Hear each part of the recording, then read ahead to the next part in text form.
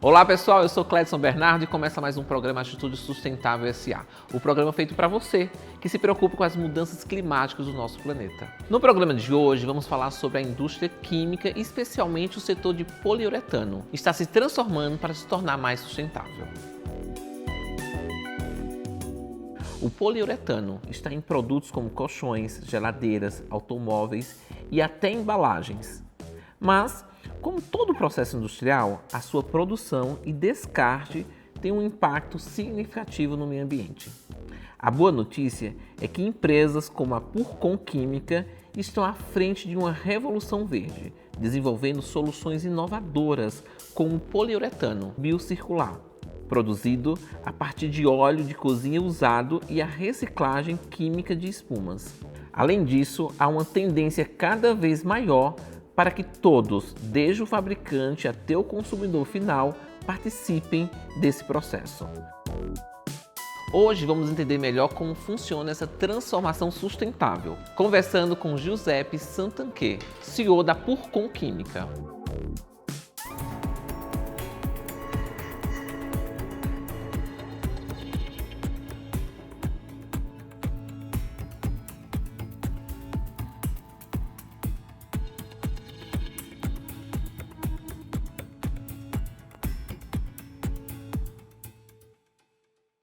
Estou aqui com o Giuseppe. Giuseppe, muito obrigado por aceitar nosso convite. É muito bom tê-lo aqui no Atitude Sustentável S.A. Obrigado você pelo convite.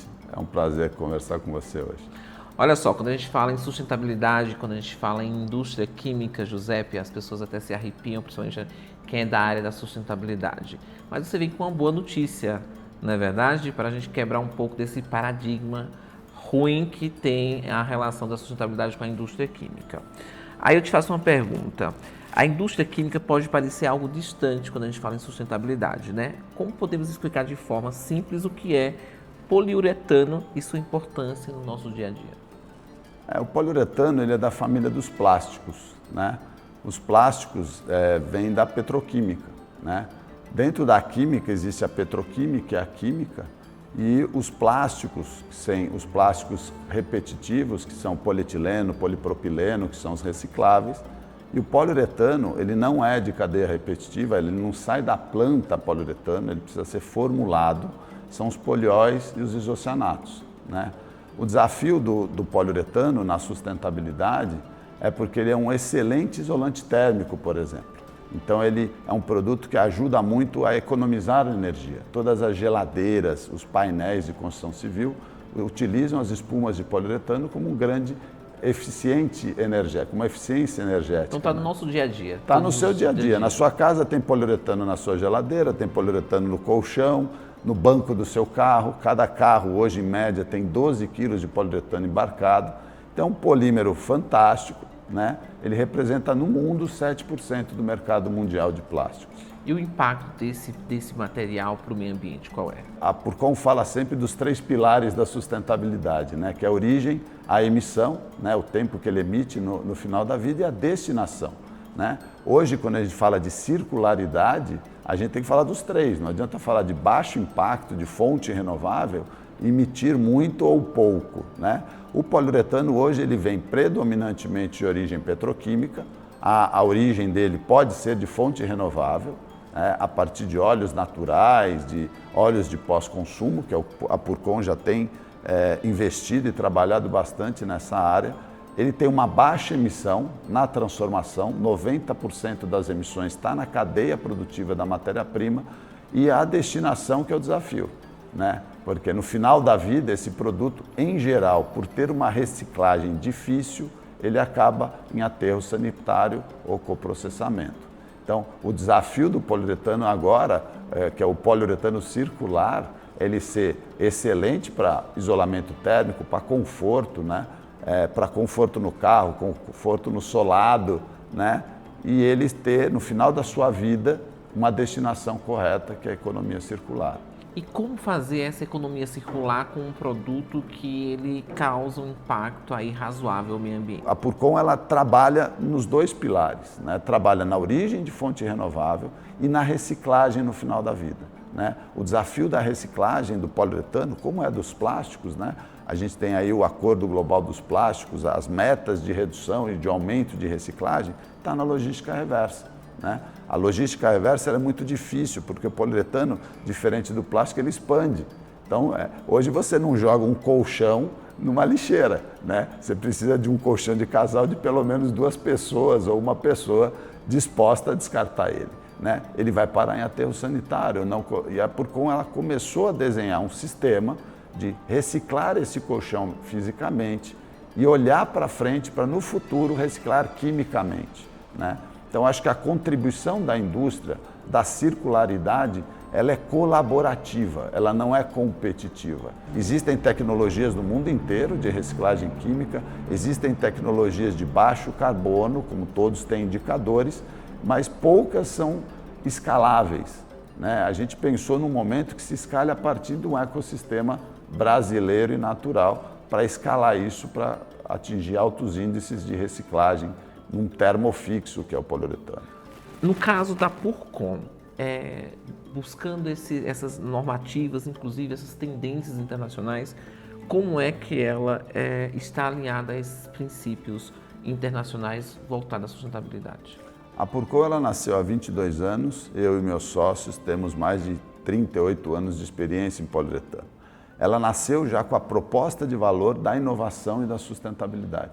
Porque, como eu te falei, o poliuretano não é reciclado, ele é um termofixo, né? Então a gente pensou sempre num momento sustentabilidade, um momento perene, um produto, uma longevidade para o nosso negócio e para os nossos produtos. Então a Purcon investe em produtos de fonte renovável, né? Produtos de origem vegetal, a partir de óleos vegetais renováveis. Então a gente tem um alto índice de produtos hoje que a gente transformou produtos que eram de origem petroquímica para produtos naturais. Com isso, a gente reduz o impacto na nossa cadeia, né, na emissão a partir das matérias-primas renováveis. E pensando no final da vida dos nossos clientes. A gente tem processo de reciclagem física para um descarte industrial, orientando uma simbiose industrial, uma ecologia industrial, para que os nossos clientes não descartem o produto deles em aterros ou em coprocessamento, gerando produtos reciclados, ou seja, tecnologias de reciclagem física ou mecânica, né? E agora a gente tem a ambição de criar a maior planta de reciclagem química das Américas, que vai ser aqui em Araçariguama, com 2.500 toneladas de resíduo que serão transformadas em 5.000 toneladas de resina poliol, né? Por que isso? Não é fácil, né? É mais fácil hoje, é um investimento importante, conseguir 2.500 toneladas por ano de colchões e geladeiras.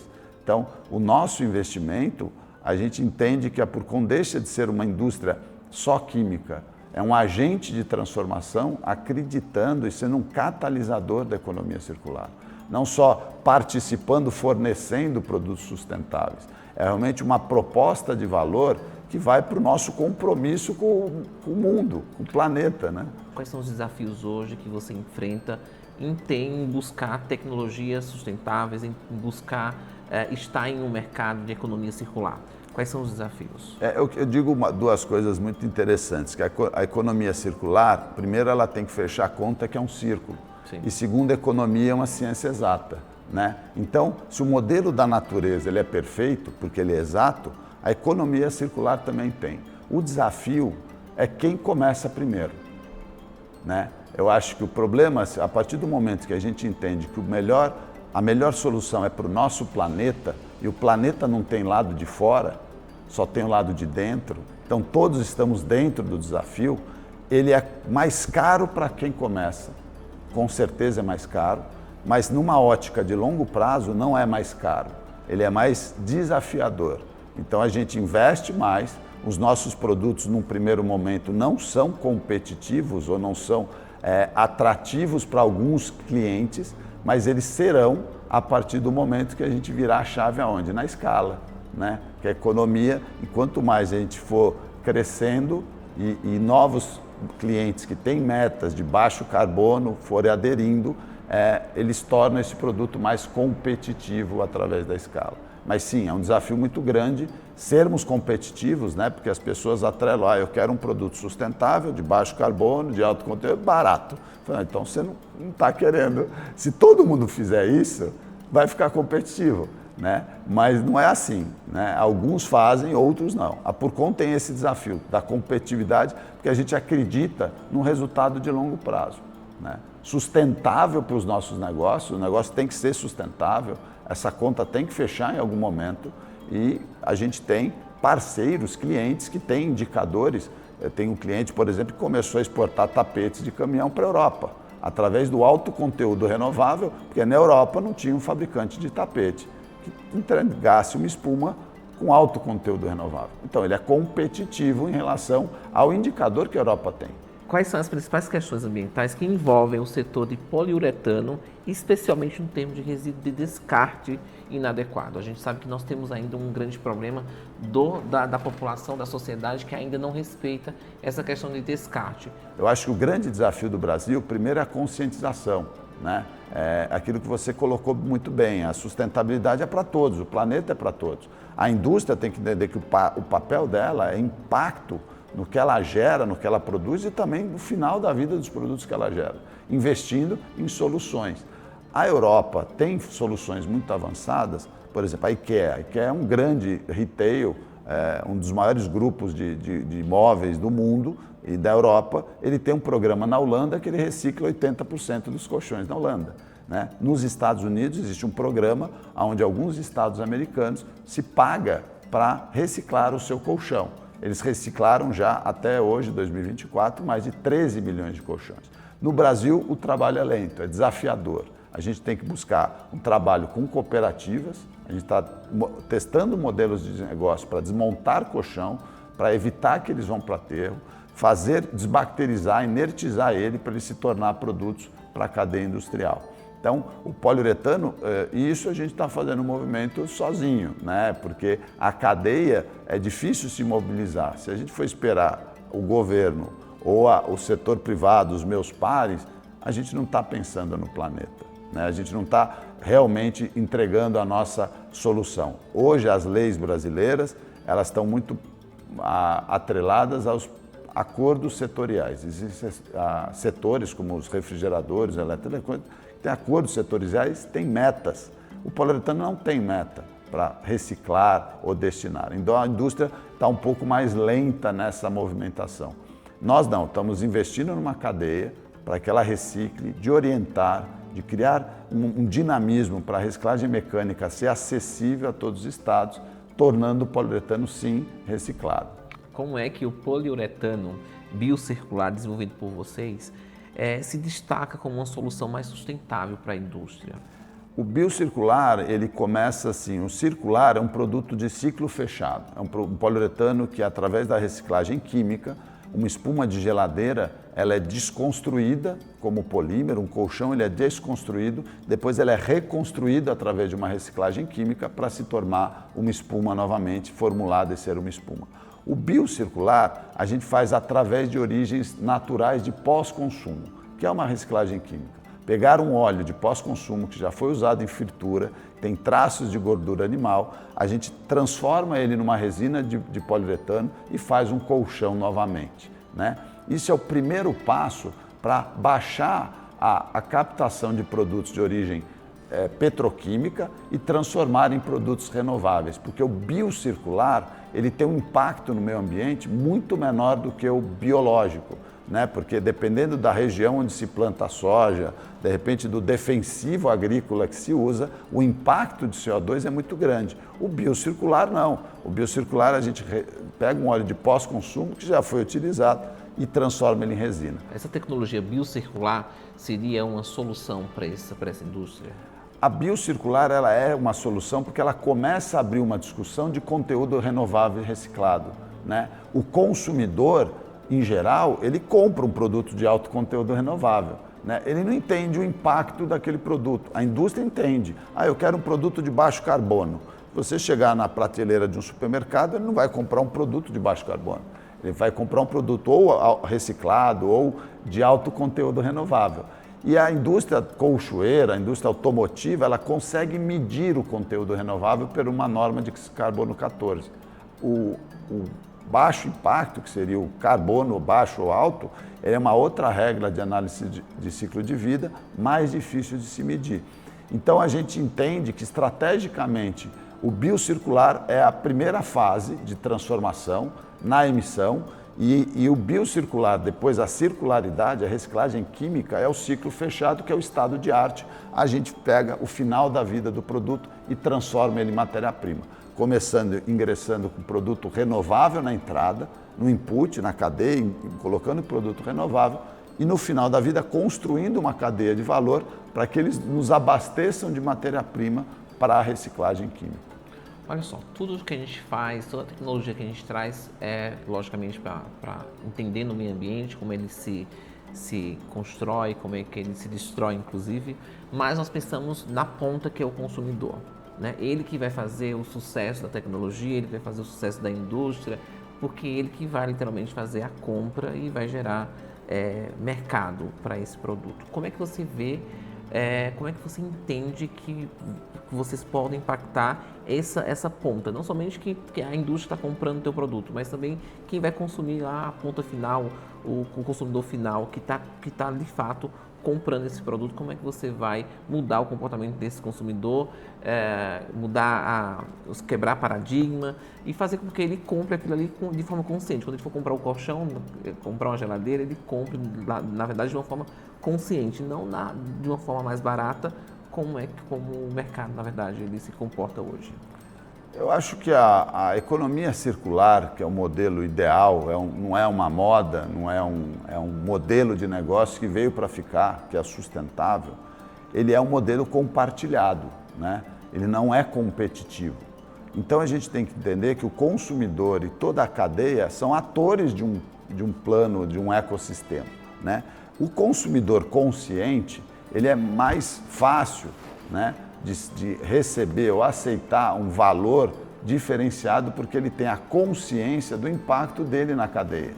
O diferencial é quanto a indústria está disposta a comunicar ele, porque a gente precisa se organizar para essa informação chegar de toda a cadeia. Não adianta eu, fornecedor de produto químico, tentar mover o consumidor de geladeira ou colchão, que a espuma é mais sustentável, sem a participação do vendedor da geladeira, do fabricante do colchão e da geladeira, do transportador do colchão, que toda a cadeia de valor está. Então, eu acho que o desafio hoje para o consumidor é primeiro inseri-lo nesse ecossistema. Ele faz parte, toda a indústria tem que fazer parte e colaborar de uma solução, né? Todos os países onde a indústria se organizou para facilitar a logística reversa, mostrando que aquele produto pode vir a ser matéria-prima para a cadeia, mesmo que isso tenha um valor embutido, o apelo ou seja, eu não preciso fazer nada, eu compro o bem e alguém vem retirar e ele é reciclado, ele paga por isso, desde que tenha um valor justo ou acessível ou pelo menos transparente, né? Olha só, espero que vocês estejam gostando da nossa entrevista de hoje. Eu vou para um breve intervalo, é rapidinho, e na volta nós vamos falar sobre a reciclagem química de geladeiras. Sei que de atitude, não saia daí, eu já volto. A logística é a espinha dorsal de uma empresa, mas gerenciá-la pode ser um desafio. A Humalog oferece terceirização de mão de obra qualificada para otimizar sua logística sem correr riscos com problemas inesperados. Além disso, também te ajudamos a encontrar os candidatos ideais com nossa consultoria em recrutamento e seleção. Com a Humalog, você terá mais tempo para se concentrar no que realmente importa: o crescimento do seu negócio. Humalog, sua solução em logística. A terra é nossa casa. É nosso dever protegê-la. Mas estamos falhando. O meio ambiente está em declínio e o futuro é incerto. Precisamos de líderes que nos guiem para um futuro sustentável. Para isso, é fundamental tomar decisões que beneficiem o planeta e as pessoas. Juntos, podemos construir um futuro melhor para todos.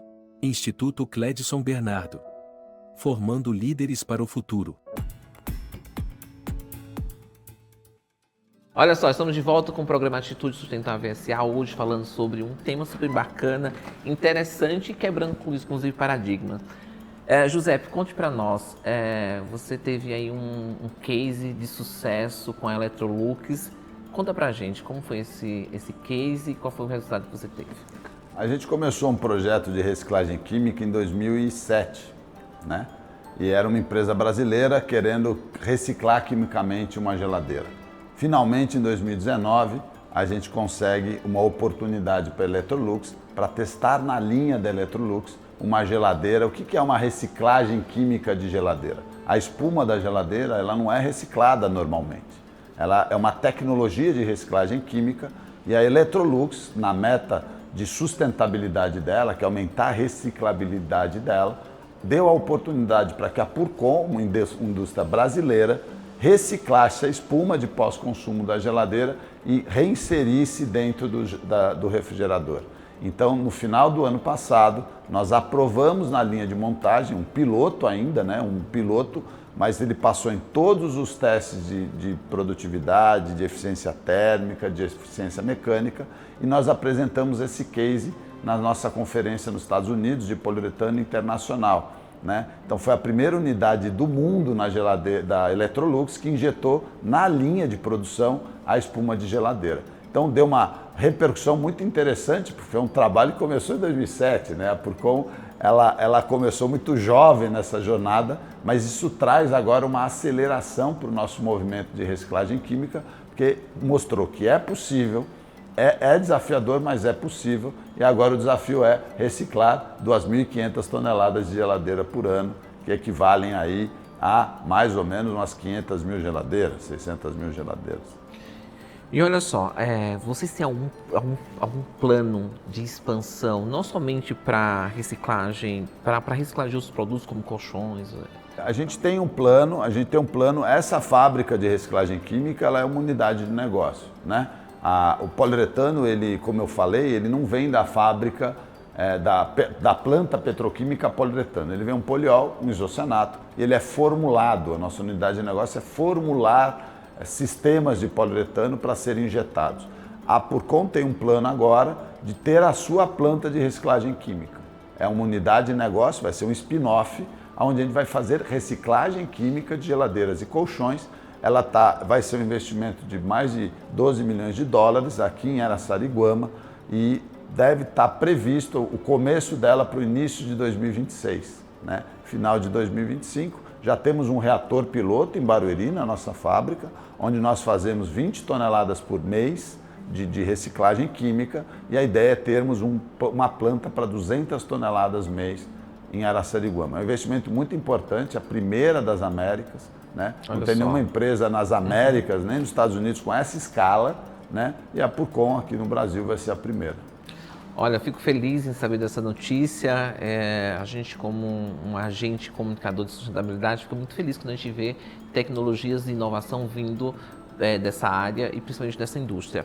Me conte uma coisa, quando a gente fala em sustentabilidade, a gente também tem que pensar nas pessoas, né? E principalmente nos nossos colaboradores. Eu vi aqui que vocês têm um projeto voltado, Frescobol, voltado para a colaboração e a interação dos seus colaboradores. Me conta como é esse projeto.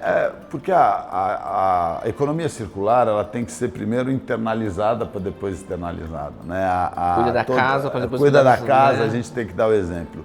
E o Frescobol é um esporte brasileiro, colaborativo, que não tem ganhador, né? Ganha se a dupla não deixar a bola cair, né? Não é que nem o tênis que você pontua, faz uma jogada mais difícil. É cada vez mais difícil e desafiador não deixar a bola cair. É colaborativo, como economia circular. Então a gente construiu um modelo colaborativo, né? De vamos jogar frescobol, quando a gente tem um assunto difícil para tratar, vamos jogar frescobol. A gente tem um campo de frescobol, a gente criou um espaço para o frescobol, justamente para institucionalizar a colaboração. Então, o Frescobol ele acabou sendo uma marca registrada, né, que a gente divulga em todos os seminários de sustentabilidade, que é o princípio da economia circular, ela ser colaborativa e não competitiva. Muito bom, fico feliz. E olha só, além de tudo isso que a Purcon faz, você, Giuseppe, também é um escritor, é isso? Escritor não tanto, né? Eu fui convidado para um livro do Marcelo Souza da Fox Industrial. É uma grande empresa de manufatura reversa, de eletroeletrônicos e refrigeradores.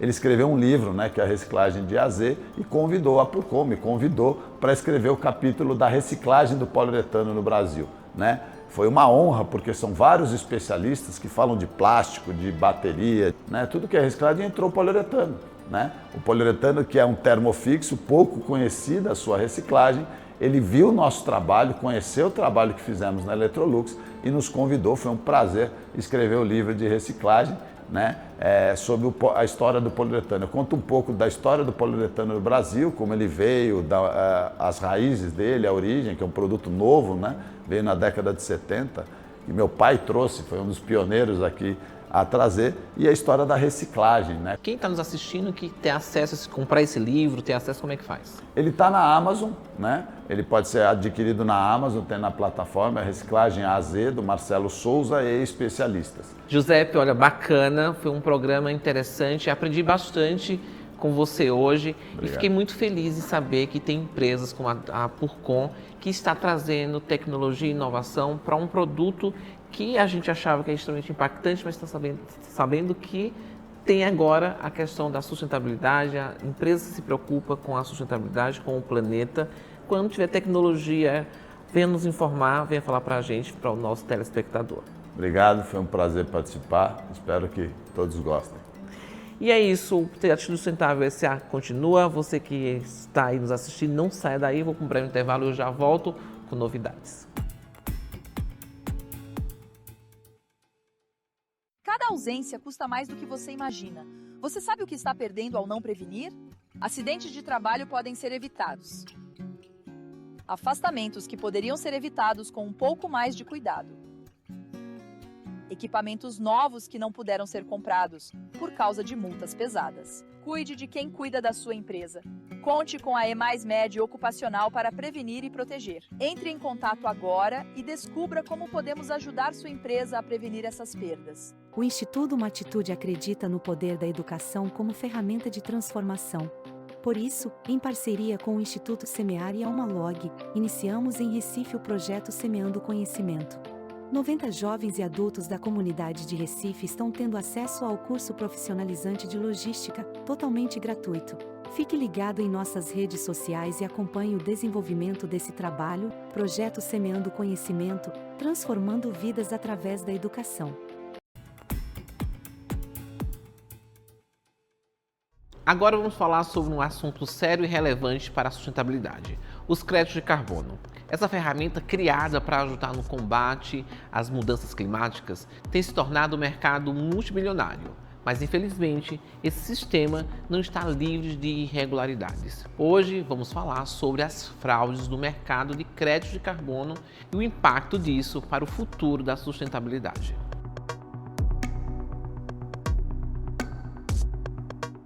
Os créditos de carbono funcionam como uma moeda no mercado ambiental. Empresas que conseguem reduzir suas emissões de CO2 podem vender esses créditos para outras empresas que precisam compensar suas emissões. A ideia é boa, mas a realidade está longe de ser perfeita. Na Amazônia, uma região chave para o mercado de créditos de carbono, fraudes começaram a surgir. Empresas estão se aproveitando de terras públicas e de situações de caos fundiário para vender créditos como se fossem donas das áreas preservadas. Isso tem levantado graves questionamentos sobre a eficácia e a transparência desse sistema. Para evitar que esses problemas se agravem, é fundamental fortalecer a regulação do mercado de crédito de carbono, especialmente em países como o Brasil, onde o caos fundiário contribui para a falta de transparência, monitoramento rigoroso e criação de mecanismos internacionais de verificação são passos essenciais. Se não houver mudanças urgentes, as fraudes podem minar todo o potencial desse mercado, colocando em risco não apenas projetos ambientais, mas também os objetivos globais de sustentabilidade. E o programa vai ficando por aqui. Se você tiver dúvidas, sugestões ou denúncias para fazer, entre em contato com a gente pelas nossas redes sociais ou envie um e-mail para produção@atitudesustentávelsa.com.br. Eu, Clédson Bernardes, vou ficando por aqui. Eu te espero no próximo episódio. Tchau!